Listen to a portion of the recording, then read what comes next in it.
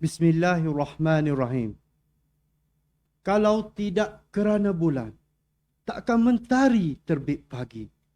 Kalau tidak kerana perjuangan, takkan Terengganu berdiri di sini.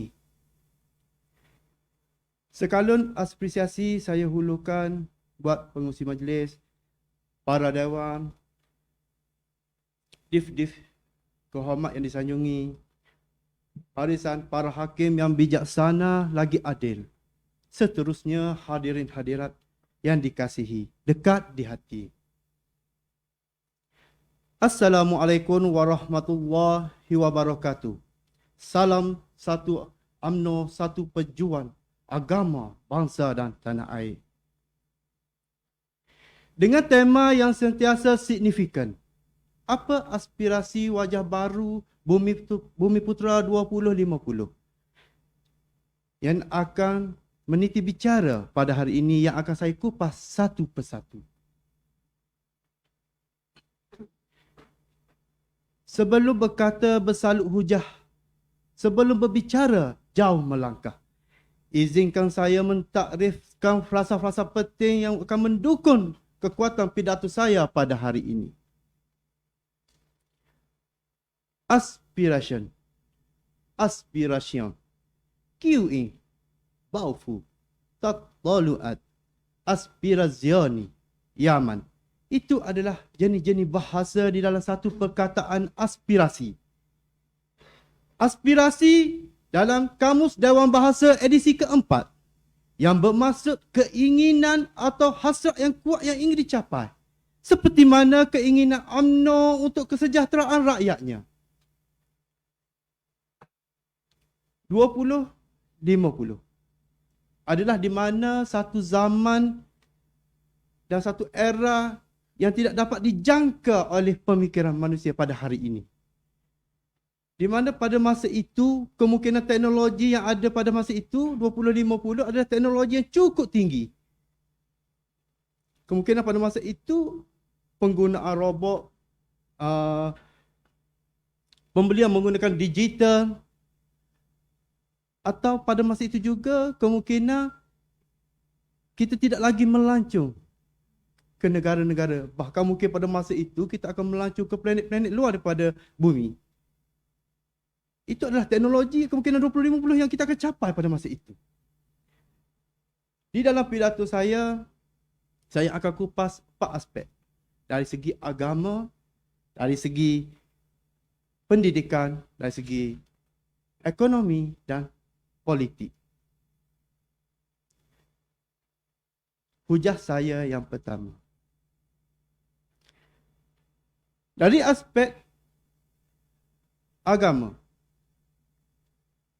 pada tahun 2050, pada masa itu, dalam agama, kita mempunyai satu generasi bumi putera yang cukup hebat. Kerana pada masa itu, di dalam satu pentadbiran Malaysia, UMNO yang memimpin pada masa itu akan menggariskan satu perkara yang akan membentuk 2050 ini, membawa satu generasi pada umur 15 tahun sudah dapat menghafal 30 juz Al-Quran. Dan pada umur 15 tahun juga sudah dapat mengkhatam kitab-kitab para ulama dan menghafal puluhan ribu hadis Rasulullah sallallahu alaihi wasallam. Kerana itu adalah harapan dan keinginan yang kita inginkan pada tahun 2050. Seperti mana pada tahun zaman dahulu, pemerintahan Sultan Muhammad Al-Fatih, dia menjadi seorang pemimpin yang begitu tawaduk dan waraknya.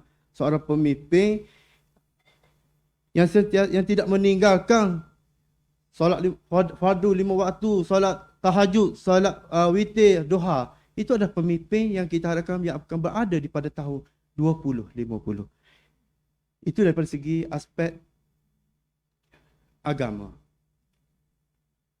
Saya akan kupas lagi perkara dari segi aspek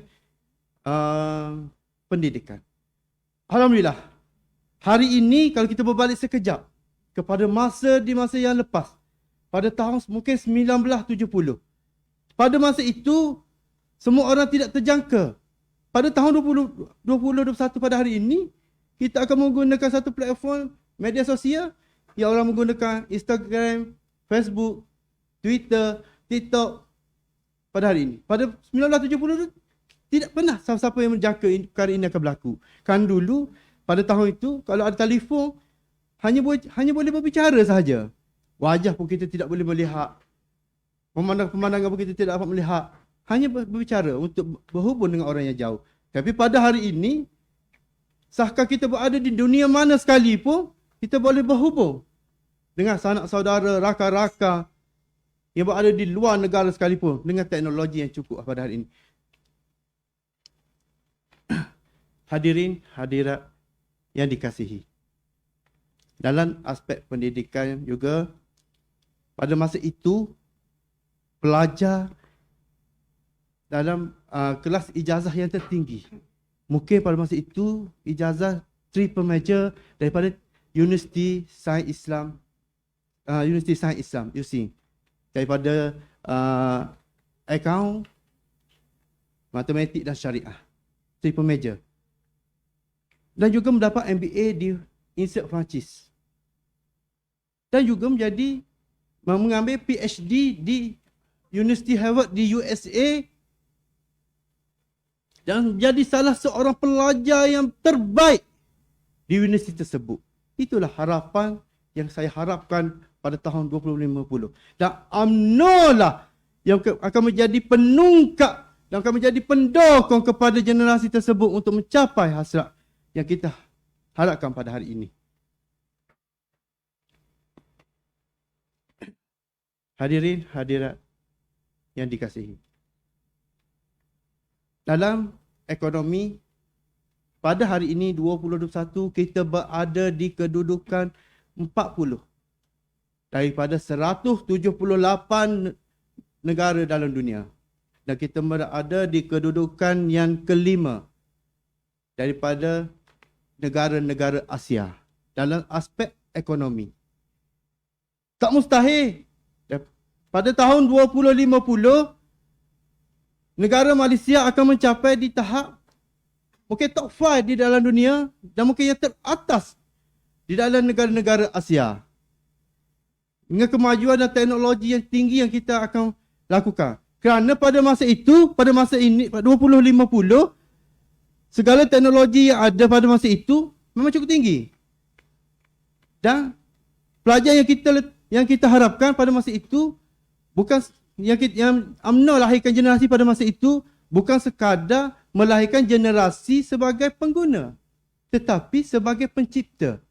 Di mana pada masa itu pelajar-pelajar yang begitu tinggi ilmunya kemungkinan boleh mencipta robot, boleh mencipta vaksin sendiri, boleh mencipta peralatan-peralatan canggih pada masa itu. Dan peralatan itu dan penciptaan itu akan dibeli oleh luar negara dan itu akan menaikkan ekonomi negara Malaysia.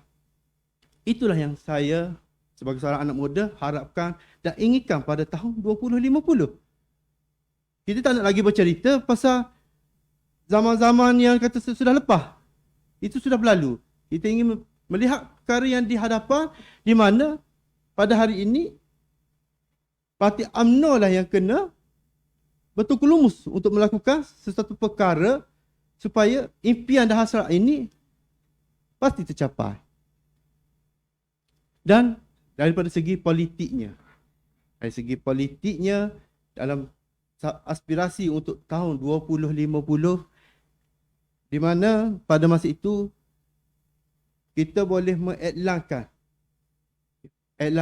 politik kita bukan sekadar melalui Facebook, bukan juga melalui Twitter, Instagram. Tetapi dengan teknologi pada masa itu, kemungkinan kita boleh pancutkan iklan kita di udara melalui satelit. Dan bukan hanya satu kampung yang dapat melihat, tetapi satu Malaysia dan mungkin satu dunia yang dapat melihat iklan yang kita bagi pada masa itu. Iaitu mungkin kita rasa tak tercapai oleh akal. Tetapi itu adalah sesuatu benda yang tidak mustahil dapat berlaku. Kerana kalau kita fikir pada dulu, pada tahun 2020 pun ramai yang fikir kereta terbang pada masa itu. Tetapi pada masa itu, pada tahun 2021 pun tidak ada lagi kereta terbang.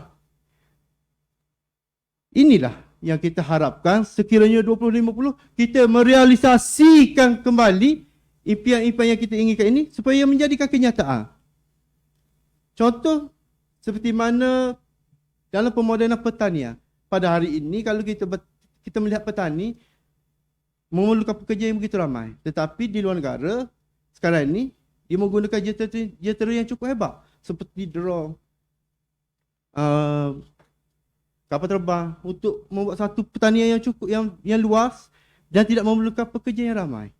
Dan di luar di Jepun sekalipun sekarang ini sudah menggunakan robot menjadi pelayan-pelayan di restoran, pekerja-pekerja di kilang, dan itu tidak memerlukan pekerja yang begitu ramai.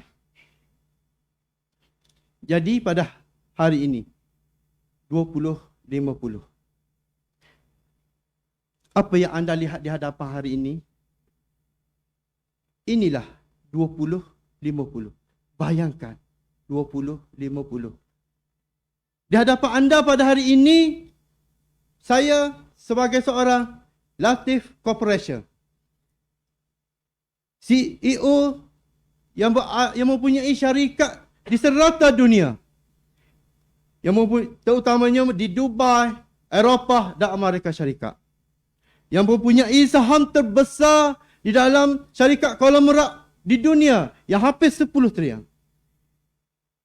Latif Corporation mempunyai 5 jet pribadi yang akan boleh mengelilingi dunia. Kalau pagi, pukul 7 pagi saya boleh minum kopi dengan nasi lemak di Permaisuri Setiu Terengganu. Pukul 8 pagi saya mungkin boleh minum air bersama saudara Syahri Hamdan. Pukul 8 pagi di Kuala Lumpur. Kemungkinan tengah hari, saya makan tengah hari mungkin di Melbourne. Mungkin makan malam saya boleh makan di Tokyo. Dan tengah malam saya sudah sampai di Malaysia. Itulah kehebatan teknologi pada masa 2050. Inilah CEO Latif Corporation. Dan pada hari ini juga kenapa kalau kita bercakap pasal teknologi, kenapa hari ini saya pakai baju Melayu, tanjak, kerih, samping? Kerana inilah jati anak Melayu. Kerana inilah pakaian. Sehebat mana pun kita pada tahun 2050, secanggih mana pun kita pada tahun 2050, jangan kita pernah tinggal pakaian ini. Kata Hang Tuah takkan Melayu hilang di dunia. Inilah pakaian rasmi yang kita pakai daripada dulu. Tengku Abdul Rahman pakai semasa laungan merdeka. Yang dipakai adalah baju Melayu. Dan inilah adalah baju tradisi kita daripada dulu, kini dan selamanya. Jangan kita pernah lupa dengan pakaian ini. Dan juga pada masa itu, CEO Latif Corporation adalah seorang yang berjaya. Ini adalah produk di mana UMNO yang membentuk seorang remaja, seorang CEO pada masa ini, daripada UMNO lah yang membentuknya. Dan sebagai rumusan lah terakhir daripada aspirasi wajah baru Bumi Putera pada 2050 ini, di mana sekiranya kita ingin mencari pemimpin pada tahun 2050, di mana pada masa itu saya sudah berumur mungkin 65. Tuan-tuan perempuan yang berada depan mungkin lagi tua daripada saya. Yang mana muda? Yang mana hari ini generasi umur 5-6 tahun hari ini mungkin akan merasai zaman itu. Dan sekiranya kita ingin mencari pemimpin di pada masa itu, carilah pemimpin seperti khalifah Rasulullah, seperti Sayyidina Umar Al-Khattab. Di mana pemimpin Islam pada masa itu yang boleh merebut Baitul Maqdis, pada pemimpin Islam pada masa itu boleh memerintah seluruh dunia, separuh dunia. Dan itulah pemimpin yang saya harapkan akan ada di pada tahun 2050. Akhir kata, saudara-saudari yang dihormati,